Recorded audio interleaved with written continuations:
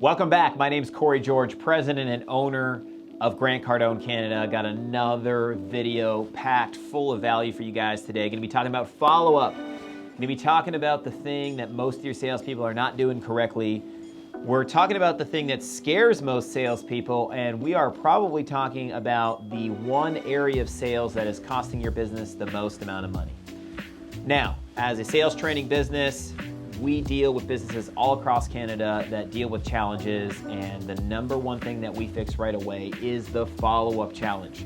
Why is that? Because it doesn't require slick salesmanship, it doesn't require the gift of the gab, it doesn't require you to learn new techniques. No, it requires some thoroughness, it requires a little bit of determination, and it requires a little bit of methodology, and we're gonna give you some methodology today. So let's get into it. Follow-up. Why does follow-up not work? Well, I'm gonna give you the rules of follow-up real quick, and then we're gonna get into some techniques that you can take away right away. Number one, you can follow up as many times as you want. As many times as you want, as long as you're providing value. So what do I mean by this? Well, most people when they're following up, what are they saying? They're calling the customer, they're saying, hey, did you have enough time to think about it? Hey, did you get your tax return yet? Hey, did you sell your own car? Did you move your car privately? Hey, are you in the market? Hey, it's next quarter. And all of this type of follow-up reeks of desperation. So when you follow up, you want to be following up with value, with an article you've sent them, with a package you just sent that you're checking up on. You want to have ways to add value. We're going to talk about the 4 types of value-added follow-up quickly, and we're going to give you some techniques for each. So always add value when you follow up, and you can follow up as many times as you want without harassing the customer, so long as you're providing value. That's rule number 1. Okay, so rule number 2, never rely on one method of follow-up. This is probably the biggest sin that I see. We've trained somewhere in the vicinity of 6,000, between 6,000 and 7,000 salespeople just in this company of our clients. And what we noticed is that most of them relied on emails, they relied on text messages, and they relied on phone calls. Now, if you're relying on phone calls and texts and emails, all of that is sitting in this phone. So every one of your texts, every beautifully crafted emails that your salespeople put together for your prospects, they're sitting in this thing. And right now I've got 10,300 emails. I'm a bad example, but there's 10,000 emails there that are unread.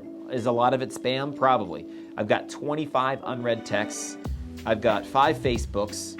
I got 4 Instagrams, and I got a couple of the WhatsApps. All right. So I got all these things, all these little notifications, these little red marks on the phone, right? Your email is buried in there. Your text message is buried in there. It's competing with everything else in the phone. So you never want to rely on one method of follow-up. And furthermore, what I want to get to you guys is this. You have to use multiple methods. So multiple methods meaning not just digital follow-up.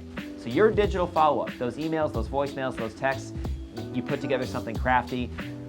It's only in front of the customer when they look at it, when they open it. You guys are spending way too much time on these emails. What you should be doing is something physical.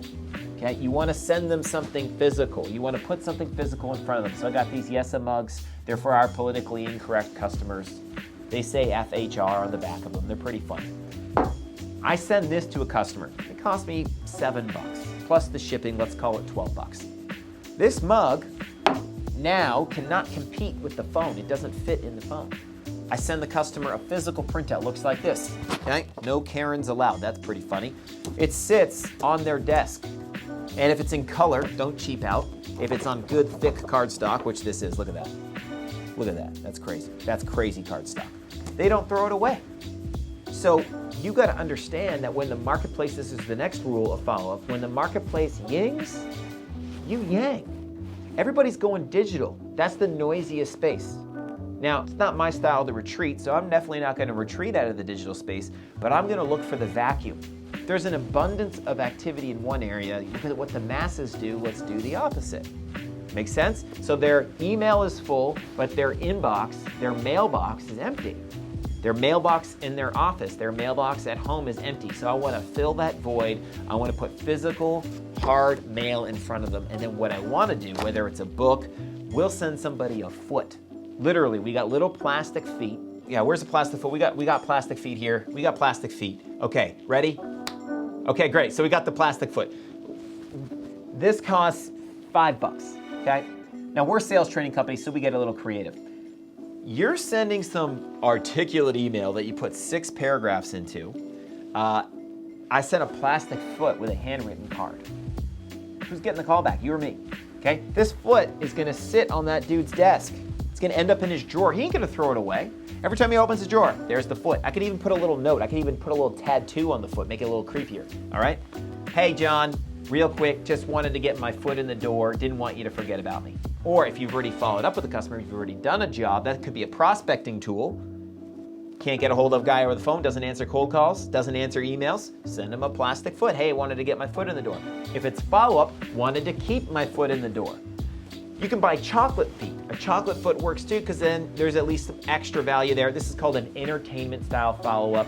Okay, and our final rules, I'm actually got a little bit of notes here, okay? Not all your follow-ups can be funny gimmicks. The guy's gonna get tired of those. Not all of your follow-ups can be you adding value to the guy, sending him something of service. Not all of your follow-ups can be free service. You don't have the time for that. Not all of your follow-ups can be about the product. You gotta alternate, back and forth, back and forth, back and forth. So that's my follow-up technique for you guys. Okay, you wanna make sure it's called value-added follow-up. It's a Grant Cardone University technique. You wanna go to Grant Cardone University, check it out, hit us up, DM me, inbox me, and let us get you some information. We are lucky that we actually have a new program coming out this month, and we're gonna be giving away 6 free webinars to corporate clients only. So if you have a sales team of at least 3 salespeople, we will run a free webinar for your sales team on follow-up and on prospecting.